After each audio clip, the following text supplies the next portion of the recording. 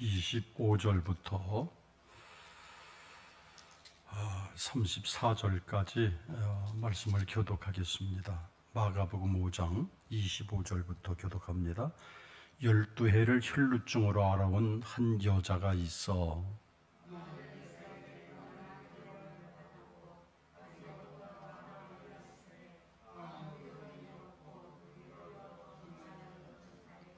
예수의 소문을 듣고 무리 가운데 끼어 뒤로 와서 그의 옷에 손을 대니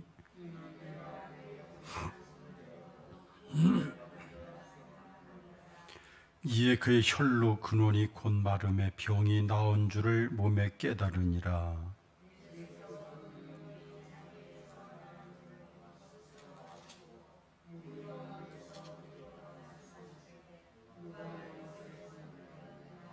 제자들이 여쭤오되 무리가 외워싸 미는 것을 보시며 누가 내게 손을 대었느냐 물으시나이까 하되 여자가 자기에게 이루어진 일을 알고 두려워하여 떨며 와서 그 앞에 엎드려 모든 사실을 여쭈니 예수께서 이르시되 딸아 내 믿음이 너를 구원하였으니 평안히 가라 내 병에서 놓여 건강할지어다. 아멘. 자비로우신 하나님, 오늘도 마가복음 말씀 혈루증으로 앓던 여인이 그토록 갈망했던 그 믿음, 나 자신을 구했던 그 믿음을 우리도 갖고 그 믿음의 소유자 되기를 원합니다. 오늘도 이 마가복음 말씀 통해서 새로운 도전을 받고 깨달음을 받는 우리 모두 되게 하옵소서. 예수님 이름으로 기도하옵나이다. 아멘.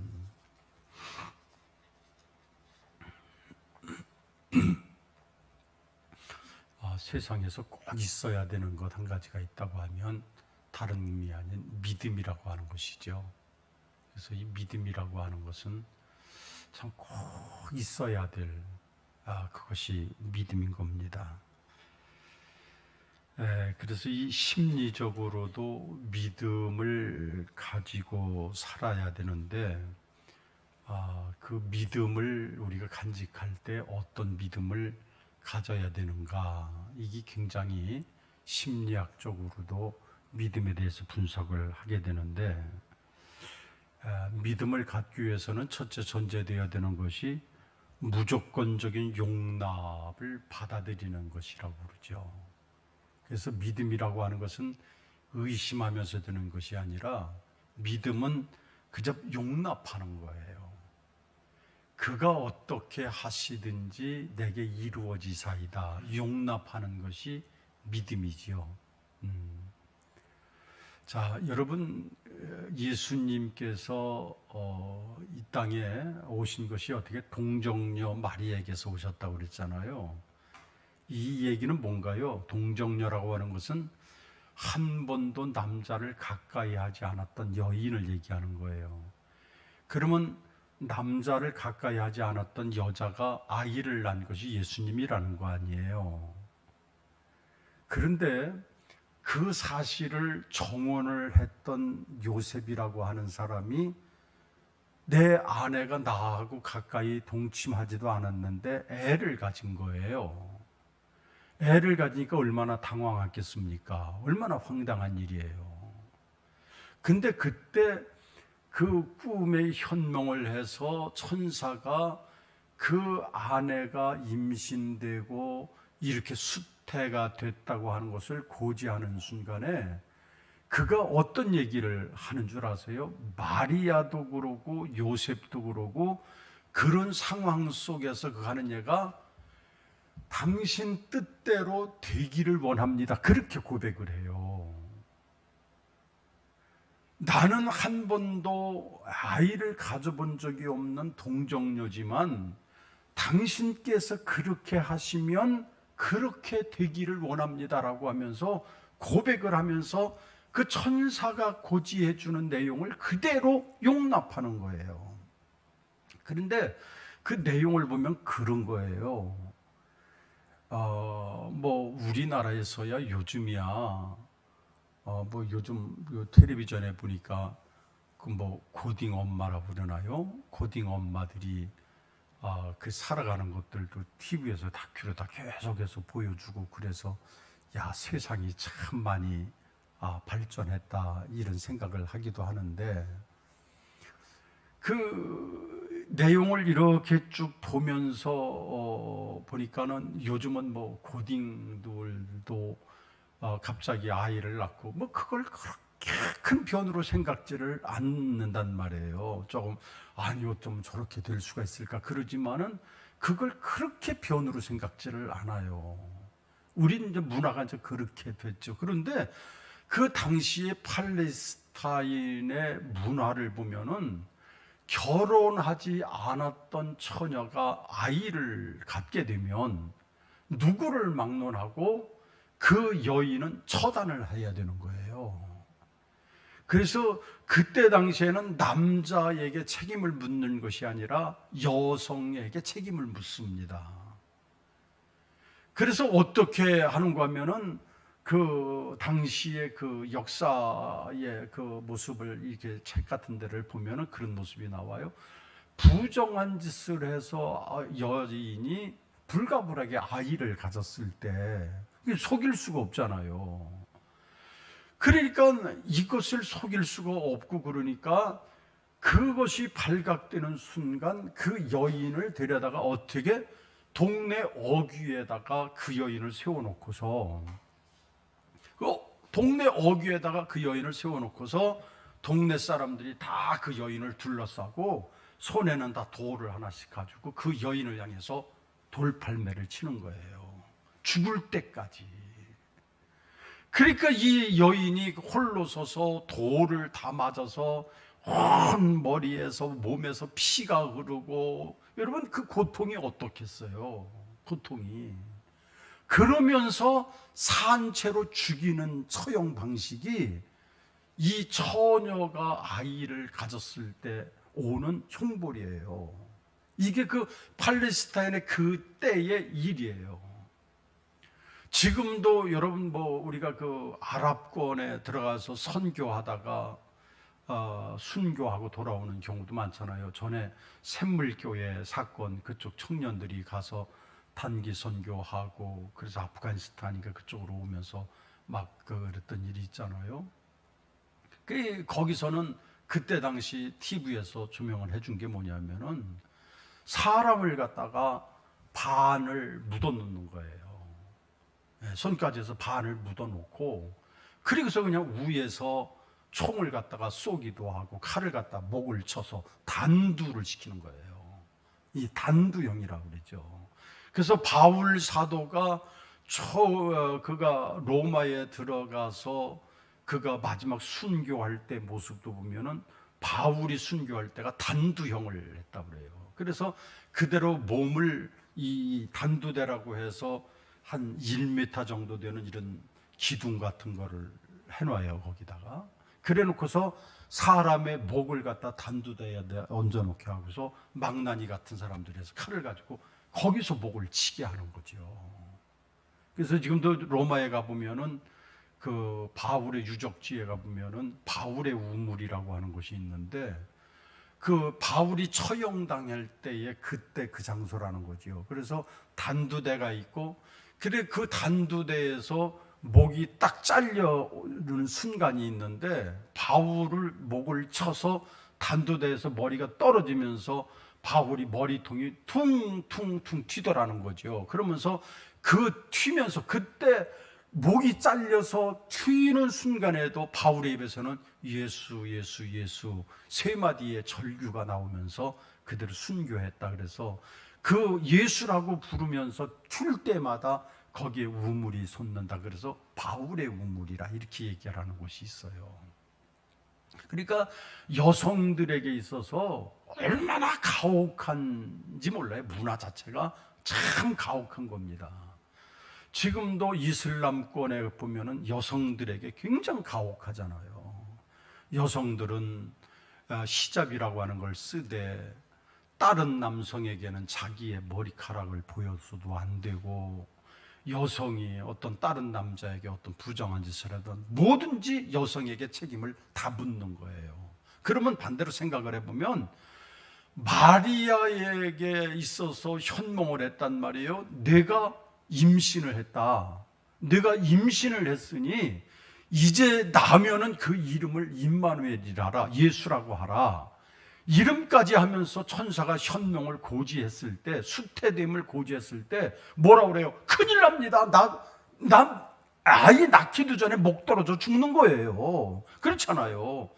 아이를 낳기는커녕 낳기도 전에 목 떨어져 죽는데 무슨 소리입니까? 이럴 수가 있는데 마리아가 뭐라 그래? 주여 그렇게 하사이다. 당신 뜻대로 하십시오 그랬어요. 당신 뜻대로 하십시오. 이게 마리아가 가지고 있었던 믿음의 모습이에요. 그래서 무조건적으로 믿음이라고 하는 것은 마리아와 같이 요셉처럼 용납하는 거예요. 용납하는 거예요. 주님, 그렇게 되기를 원합니다. 용납이에요. 당신의 뜻대로 그렇게 되게 하시기를 원합니다. 용납하는 거예요. 믿음이라고 하는 것은. 여러분, 우리가 믿음의 세계를 살아갈 때 뭔가 근거가 있고 뭔가 믿어져서 믿는 사람이 있나요? 대부분 보면 그래요. 어떤 사람은 그냥 무조건 믿음으로 말미암아서 하지 눈으로 보고서 믿는 사람이 몇 명이나 됐어요. 여러분들이 예수 믿기 전에 성경을 다 연구를 해보고 몇 번씩이나 읽어보고 이게 진짜 맞는 것 같다. 그래서 예수 믿은 사람이 있어요? 없어요. 아무도. 처음에 예수 믿을 때는 어때요? 아무것도 모르고 그렇지만은 믿고 보니까 하나하나 믿음으로 용납을 하다 보니까 하나님의 세계가 보이기를 시작하는 거거든요. 여러분, 예수 믿을 때 내가 하나님을 정말로 눈으로 본봐요, 만져봐요, 하나님이 정말로 나와 동행하시고 하나님이 이렇게 기적을 행하셔서 내가 하나님을 믿, 그런 사람은 없어요. 그러면 언제 믿음이 생기느냐? 내가 무조건적인 용납을 통해서 주님을 섬기는 믿음이 생겨지는 거란 말이에요. 그래서 우리에게 중요한 것, 믿음이라고 하는 것은 중요한 것은 용납이에요. 자, 우리가 병든 자에게 때로는 안수도 합니다. 병든 자에게 안수를 해요. 그러면 어때요? 누가 안수하는 사람이 치유의 능력, 그 개인의 치유의 능력이 뭐가 있겠어요? 없어요. 그 뭐예요? 내가 주님께서 말씀하신 바 당신의 말씀처럼 주의 종이 손을 얹어 기도하니 낫기를 주께서 그렇게 아신 것처럼 주여 내게도 그렇게 되기를 원합니다. 하나님 앞에 무조건적으로 용납을 하는 거예요. 당신의 능력을 의지하고 그 말씀대로 되사이다. 그렇게 용납을 할 때 그 용납하는 것이 믿음의 기준이 되는 거예요. 여러분, 우리가 천지창조, 여러분들 그렇게 쉽게 믿어지세요? 하나님이 말씀으로 세상을 창조하셨다. 그렇게 썩 믿어질 사람이 어디 있겠어요? 그렇다고 과학적으로 증명할 방법이 있나요? 과학적으로 증명할 수가 없어요. 그러면 우리는 뭐예요? 창세기 1장부터 그러면 속고 넘어가는 건가요? 그게 아니잖아. 우리는 뭐예요? 무조건적인 것 같지만 그것을 말씀을 용납함으로, 예수 그리스도가 마리아를 통해서 나왔다고 하는 용납함으로. 과학자들은 뭐라 그래요? 아니, 어떻게 처녀가 애를 낳느냐? 말도 안 되는 소리 하지 말라는 거죠. 어떻게 처녀가 애를 낳아? 말도 안 되는 소리. 과학적으로 보면은 남자와 여자가 만나서 그래서 그것으로 아이가 생겨지게 되고 그 뭐가 폐하가 되고 뭐쩌고 해가지고서 아이가 태어나는 것이지. 아니, 어떻게 그냥 어느 날 갑자기 처녀에게 이거는 있을 수가 없다. 그러면 우리는 생전가도 성경을 믿을 수가 없습니다. 용납하는 자세가 아니고는 성경을 믿을 수, 하나님이 말씀으로 천지를 창조하셨다. 말씀으로 어떻게 믿어지냔 말이에요. 그런데 우리가 그것을 하나님 앞에 무조건 용납함으로, 그 능력을 믿기에 용납함으로, 그리고 그 용납을 경험함으로 내 심리가 성숙하게 되고, 그래서 하나님의 역사를 이룰 수 있음을 말하면서, 그래서 믿음이라고 하는 것은 첫째는 용납하는 마음이 있어야 돼요. 처음부터 이거 뭐 기도한다고 돼요? 아니 기도한다고 해서 그게 될 것 같으면요 벌써 기도해서 다 됐지요. 아유 목사님 기도한다고 뭐 될 게 돼요? 아이고 그런 소리 마세요. 용납하지 아니하고는 결코 어떤 것도 일어나지 않아요. 자, 오늘 본문 말씀에 보면은 12해를 혈루증으로 앓던 여인의 말씀이에요. 그렇죠? 12해 동안 혈루증으로, 이건 여인으로서 굉장히 부끄러운 병이었습니다. 여러분 그때 당시에 뭐 산부인과가 있겠어요? 뭐가 있겠어요? 여인이 12년 동안을 계속 하혈을 하고 12년 동안 고통의 세월을 살았을 때 얼마나 수치스러웠겠어요. 그런데 그 마음속에는 내가 저 예수님의 겉옷까지만 만져도 내 병이 나을 것이라고 하는, 그 겉옷까지의 손만 대어도, 저 손만 대어도 그 병이 나을 것이라고 하는 그 예수님을 용납하는 그 마음이 예수님의 옷가에 손을 대는 순간 그는 나음을 입은 거예요. 이게 뭐예요? 주님께서는 용납을 통해서 믿음의 세계가 확장돼 나가게 해주는 거예요. 그래서 우리는 입으로 시인하고 마음으로 믿고 입으로 시인하는 것이 믿음이에요. 그래서 항상 우리 믿음의 사람들은 항상 마음으로 믿는 것도 믿지만 입으로 시인할 줄 알아야 돼요. 하나님이 하셨습니다. 이건 하나님이 하십니다. 이건 하나님이 이루실 것입니다. 하나님의 뜻이 이렇게 될 것입니다. 입으로 시인할 때 하나님은 역사하시는 거예요. 왜? 이 시인이라고 하는 거 용납하는 거예요. 하나님은 하실 수 있습니다. 용납하는 거예요. 하나님은 반드시 이 일을 능하게 하십니다. 용납하는 거예요. 다 하나님을 용납하니까. 용납할 때 거기서 하나님의 역사가 시작이 된단 말이에요. 그래서 여러분 가정에서도 기도하고 하는 거 모든 것들을 그저 의심해서 마치 바람에 마치 그냥 흔들리는 갈대처럼 의심하고, 그래서 우리의 믿음 생활의 최고의 적이 뭐예요? 의심하는 거예요. 용납하지를 못하는 거예요. 예수님을 받아들일 수 있는 마음이 되지 않고는 우린 믿음의 삶을 살 수가 없어요. 예수님을 받아들이는 거예요. 두 번째로 믿음이라고 하는 것은 공감적인 이해가 믿음이에요. 하나가 되는 거예요. 여러분 사람도 공감적인 이해가 서로 공감적으로 되고 이거를 할 때 사람도 서로 간에 친구가 될 수 있고 그래요. 우리나라의 그 유명한 한철아 박사님이 계세요. 지금도 저 양평 쪽에 하다 보면 아시아 연합신학대학이라고 그 학교를 만드신 한철아 박사님이 계시는데, 우리나라 서울대학교에서 배출했던 참 정말 보기 드문 그런 인물이라고 하지요. 대단한 분인데 그 한철아 박사님이 아들 하나가 있었답니다. 아들 하나가 있는데 아주 건철한 청년이고 그 서울대학교에 들어가서 그저 참 앞에 장래가 참 창창한 그런 청년이었어요. 근데 옛날에는 교회들마다 다 학생들을 데리고 수영회를 가잖아요. 여름에 수영회를 산으로 바다로 많이들 다니는데, 그 교회가 그때만 해도 바닷가로 수영회를 갔다는 거예요. 그게 바닷가로 가서 수영을 하다가 학생 아이들이 장난치면서 하나가 빠져서 허우적거리는데 그걸 보고서 이 청년이 뛰어들어가서 아이를 구하고 자기가 죽었어요. 그 한철아 박사님 그 아들인데 죽은 거예요. 그리고 자식이 그 아들 하나밖에 없었대요. 뭐 정확하게는 제가 뭐 모르겠습니다. 저도 들은 얘기라. 그러는데 정말로 하나님 앞에 아무리 내가 목사라도 하나님 앞에 눈만 감으면 그냥 앞이 난감해지고 이해가 안 되는, 하나님 왜 그렇게 불러가셔야만 됩니까?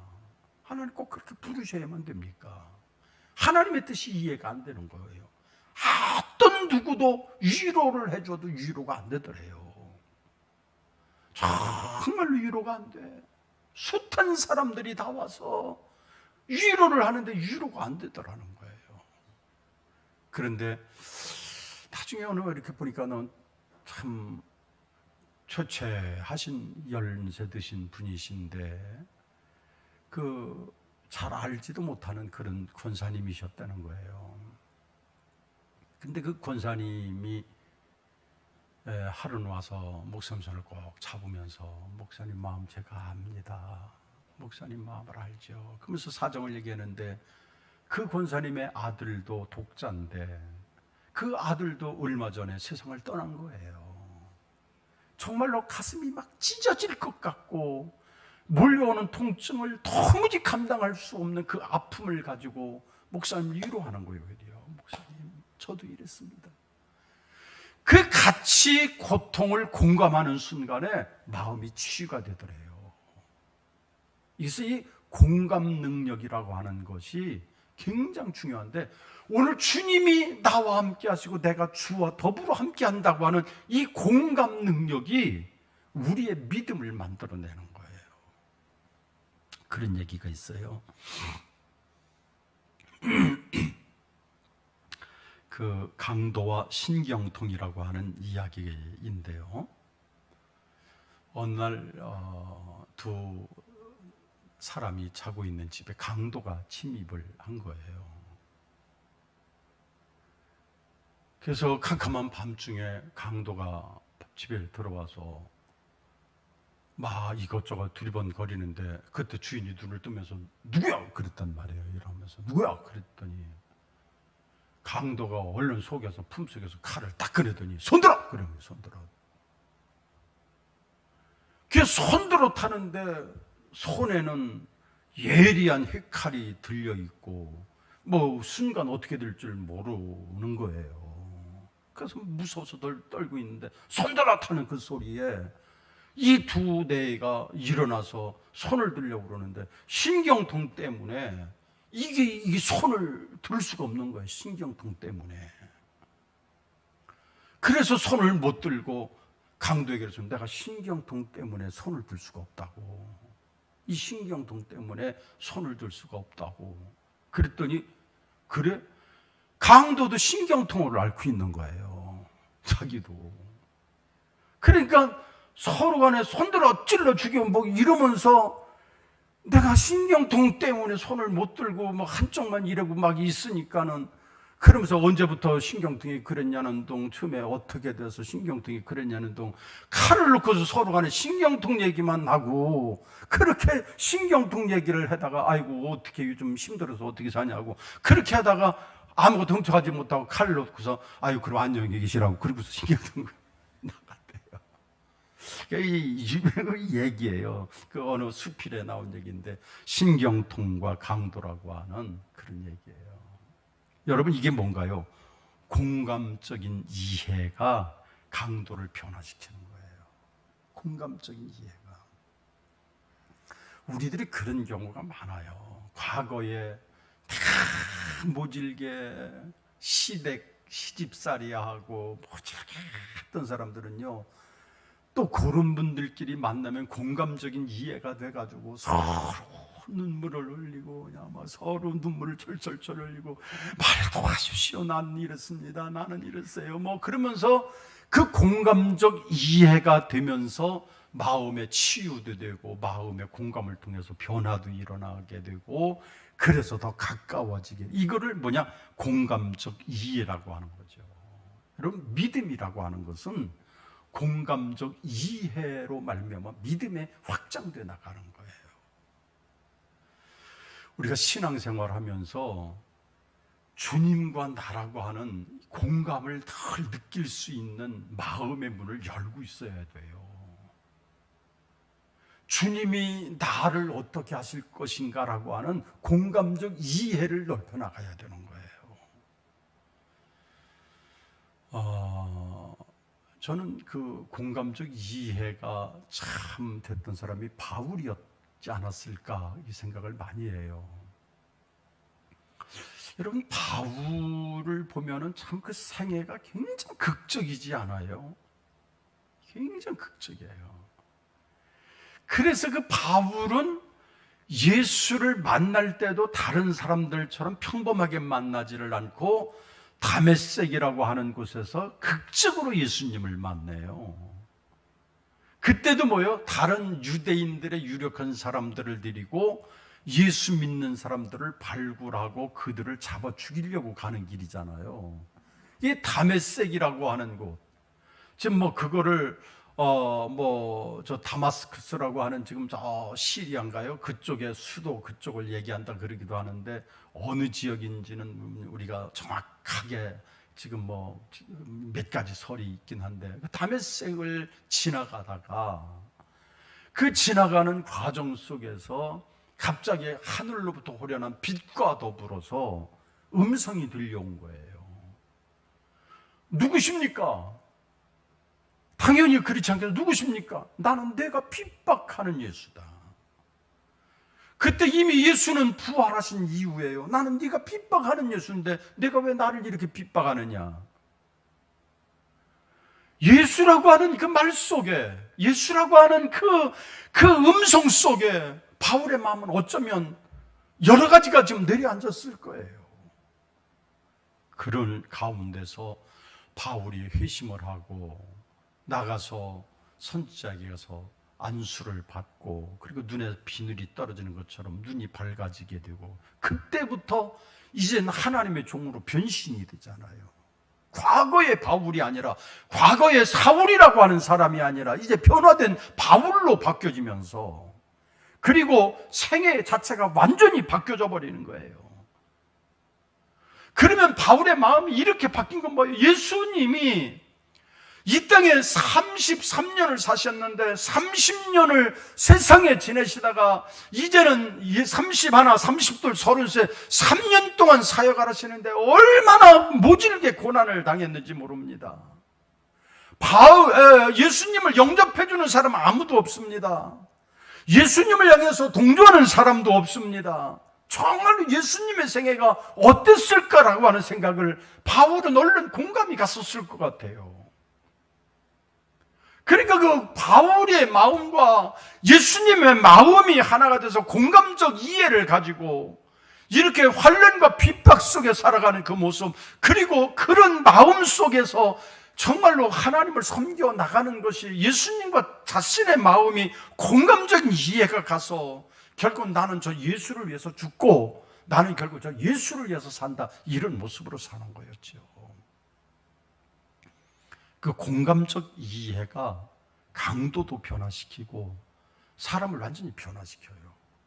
우리에게는 어쩌면 공감할 수 있는 공통 분모가 있으면 굉장히 좋습니다.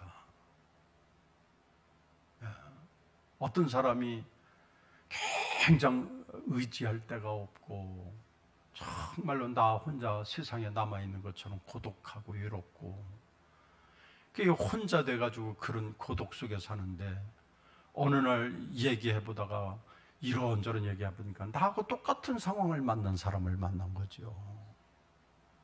그러면 공감적 이해 때문에 금방 가까워지고 위로가 되고 마음의 상처가 치유가 되고 그래서 마음속에 기대고 싶어지고 서로를 보면 위로가 되고 이런 공감적 능력이 굉장히 많이 생겨지는 거예요. 그러니까 그런 경우가 굉장히 중요하죠.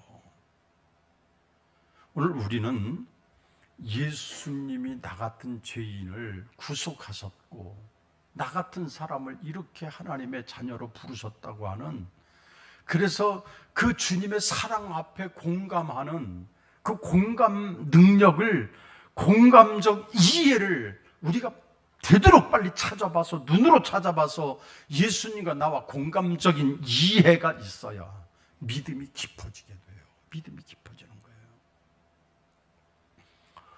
지금은 돌아가셨죠. 용산, 제가 늘 말씀드리지만 용산에 가보면은 용산역전 저 밑에 쪽으로 그 철도 부지 같은데 거기에 큰 예배당이 있어요. 지금은 없어졌는지 모르겠는데 엄청나게 큰 예배당이 있습니다. 거기에 보면은 일반 교회가 아닌 신의 복음 선교회 이렇게 써져 있어요. 제가 처음 목회를 하면서 교인들을 데리고 제가 거기도 많이 가보고 그랬는데 그 신의 복음 선교회라고 하는 거는 현신의 권사님이라고 하는 분이에요. 현신의 권사님. 이제 그분이 받은 은혜를 가지고 환자들을 치유하는 은사를 가지고 치유하고, 그래서 전국 각지에서 현신의 권사님을 향해서 많은 분들이 기도받으러 오고, 그래서 유명했었지요. 저희가 신학교 다니고 할 때만 해도 그 현신의 권사님의 장학금을 받고 공부했던 청년들이 많았어요. 근데 그분이 어떻게 그렇게 능력이 왔는가 하면은 그가 시집을 가게 됐는데, 시집 가기 전부터도 용 몸이 시원찮고 그랬는데, 시집을 갔는데 그저 어떻게 잘못 간 건지 가는 순간부터 온몸에 병이 그냥 안 아픈 곳이 없다는, 안 아픈 곳이. 그러니까 너무너무 몸이 아프고 견딜 수가 없어서 가지가지 병을 다 가지고 있는 거예요. 그래서 결국은 이혼을 당했습니다. 이혼을 당하고서 혼자 있는데, 자기처럼 세상에서 외롭고 자기처럼 고통당하는 사람이 없는 거예요. 그래서 하나님 앞에 날마다 그냥 기도밖에 없었대. 그런데 자기 자신을 생각하면서 보니까, 그래, 주님의 마음도 그랬었구나. 사람에게 멸시당하고 넘겨줌을 당하고 매일 그렇게 사람에게 무시를 당하고 침뱉음을 당하고 십자가 달려도 그 주님의 마음과 내 마음이 어쩌면 똑같은 거예요. 그래서 너무너무 한 번은 그것이 와 깨달아지는데, 그것을 가지고 하나님 앞에 얼마나 며칠 동안에 울면서 하나님 앞에 기도했었대요. 그랬는데 하나님이 주신 감동을 통해서 그러면서 자기의 육체의 병이 하나하나씩 치유가 되기 시작하더라는 거예요. 그래서 너무너무 신기하고, 그래서 다른 이웃에 있는 사람들이 고통당하는 걸 보면 마음이 긍휼한 마음이 생겨져서 그를 위해서 기도해주면 그냥 병이 낫고 그런 거예요. 그게 소문이 나서 그 현신의 권사님에게 사람들이, 환자들이 몰려드는 게, 그게 전라도 쪽에서부터 그 현신의, 충청남도 전라북도 그쪽에서 그 현신의 권사님의 사역이 막 이루어졌었지요. 그렇게 이제 막 이루어지면서 훗날엔 뭐 여러 가지 얘기가 있었잖아요. 근데 그분의 간증을 들어보면 바로 그런 얘기예요. 주님의 마음이 내 마음 같아지고 내 마음을 주님이 하실 것이라고 하는 그 마음, 정말 어디 하소연할 것 없는 이 마음, 주님의 마음이 이랬을 것이라고 하는 그 마음이, 주님과 내 마음이 공감으로 하나 되는, 정말 공감적 이해로 하나가 될 때 그 능력이 나에게 임하게 되는, 그 축복을 경험하게 되는 거예요. 그래서 우리가 지금 예수 믿는 사람들 보면 어때요? 남자하고 여자하고를 비교해 보면 남자들은 굉장히 종교적 능력이 떨어져요. 남자들은 굉장히 종교성이 약해요. 여성들은 종교성이 굉장히 강합니다. 남자와 여자의 구조적 차이 때문에 그래요. 근데 왜? 여자들은 나의 모든 원한, 내가 말하지 못하는 고통, 내가 당하고 있는 이 서름, 이런 것들이 주님이 그 마음을 아시고 그 주님의 마음과 내 마음이 일치한다라고 하는 공감적 이해를 통해서 믿음이 자꾸 세워져 나가는 거예요. 근데 남자들은 그 능력이 없잖아. 공감적 능력이 없어요, 남자들은. 맨날 소리만 벅벅 지르고 살았지. 속에 세일 한이 어디 있겠어요. 남자들이 그렇게 억압당하면서 마음속에 말하고 싶으면 아무것도 없으니까 주님 앞에 매달릴 만한 공감적 이해가 생기질 않는 거예요. 그러니까 남자들이 예수 믿는 사람들 별로 없는 거예요. 공감적 이해가 되질 않아, 주님과. 우리나라 문화 속에서는 어때요? 남성이 항상 우월했었어요. 2조 500년 동안 항상 남자는 어때요? 우위에 있었던 거예요. 여성은 항상 남자의 부속물처럼 돼 있었잖아요. 그러니까 종이나 다를 바가 없어요. 종이나 다를 바가 없어요. 그러니까 남자들은 항상 그냥 위에서 군림하고 남자들은 그러다 보니까 이 공감적 예수님과 공감할 능력이 없어. 왜? 예수님이 그렇게 고난당하고 예수님이 그렇게 애쓰고 예수님이 고통 중에서 그게 남자들은 이해가 안 되는 거예요. 예수님이 저렇게 했을까? 왜? 난 그런 공감적 이해가 안 되니까. 그러니까 주님 앞에 매달리고 주님을 사랑하고 그 마음들이 부족한 거예요. 그러니까 남자들이 예수 믿는 거는 내가 볼 땐 기적이에요, 기적. 여기 남자들 몇 분 계시네? 4분, 5, 6명이네? 여기까지 7, 8. 기적이요. 남자들에서 박수 좀 한번 해줘봐요. 남자가 예수 믿는 거 기적이요. 전 그렇게 생각해. 그래서 남자하고 여자하고 예수 믿는 자세가 달라요. 달라. 여자들은요, 종교성이 참 강해요. 남자하고는 비교가 안 돼요. 공감적 이해를 갖는 거예요. 그래서 우리는 항상 그 공감적 이해를 통해서 믿음의 폭을 넓혀나가는 그런 것들을 우리는 기억해야 합니다. 그리고 세 번째로는 진실, 믿음을 향한 진실이 있어야 되죠. 믿음을 향한 진실이 있어야 돼요. 이 믿음은 이 12해를 혈루증으로 앓던 여인의 모습을 보면은 그 마음속에 진실이 있어요. 하나님을 향한 진실이 있어요. 그리고 내가 병을 낫고자 하는 간절한 진실함이 그 안에 있어요. 이게 자기의 12해를 앓던 질병을 치유받게 되는 원동력이 되는 거예요. 진실. 여러분, 신앙생활은 뭐예요? 진실함이에요. 하나님 앞에 얼마만큼 내가 진실하냐?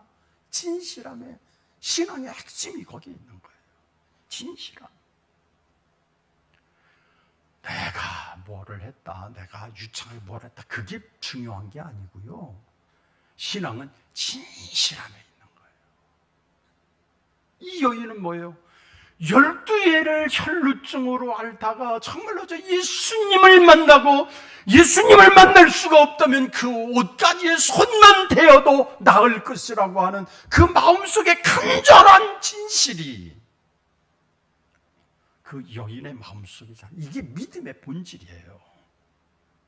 그래서 믿음이라고 하는 것은 절대로 진실함이 없이는 안 돼요. 여러분, 기도할 때 어머니가 자식을 위해서 기도하는 것처럼 응답이 잘 되는 기도가 없다고 그러잖아요. 그래서 어머니가 자식을 위해서 간절히 비는 그 기도가 정말로 받는다 그래요. 근데 그게 뭐 어머니 기도가 세서가 아니라 어머니 기도는, 자식을 향한 기도는 진실함이 있어요.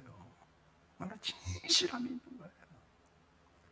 아까도 말씀드렸지만 아버지와 어머니는 차이가 엄청나요. 어머니의 기도는 얼마나 진실함으로, 그리고 정말로 갈급함으로 하나님 앞에 정말로 내 모든 것들을 쏟아놓는 진실함이 어머니의 기도 속에 다 있어요. 그 기도가 있는 거예요.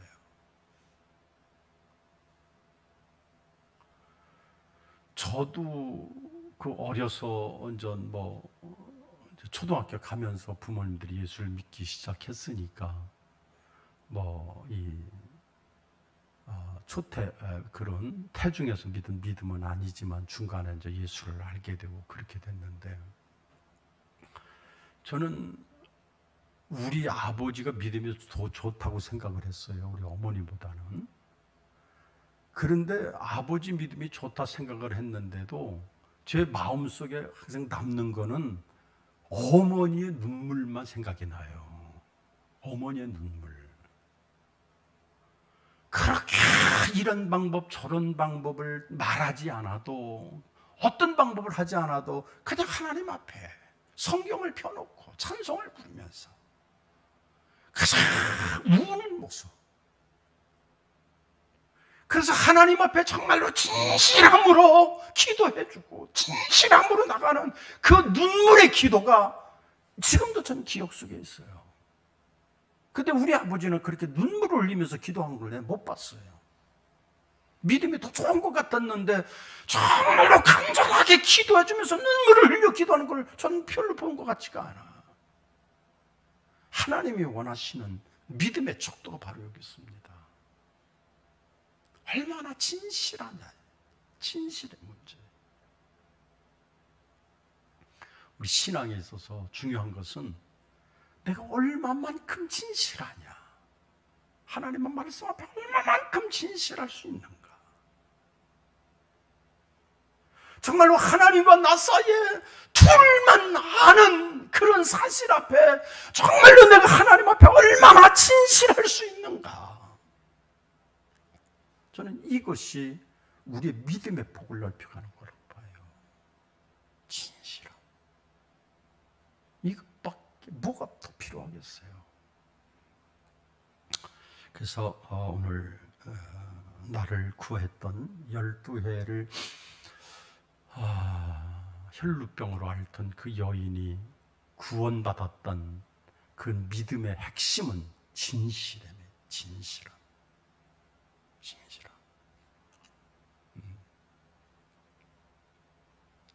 그게 진정한 믿음이 여러분 돼야 됩니다. 어떤 남자들은 아예 믿음이 없다는 얘기가 아니고 그 여인이 가졌던 진실함 우리도 가져야 돼요. 그래서 신앙을 가정에서 대대로 이어가게 하고 하는 거는 사실은 남자보다 여자가 잘해야 돼요. 남자들은 구조적으로 그런 걸 잘 못해요. 종교성도 약하고, 그리고 진실함이 남자라고 하는 동물은 별로 없어요. 남자들은 보세요. 만나면 싸우고 매 사기치는 것도 보면 거의 다 남자잖아. 여자들 사기치는 거 별로 없어. 거의 대부분이 남자지 여자들 별로 없어요. 진실하면은, 신앙의 진실함은 여성들이 가지고 있어요.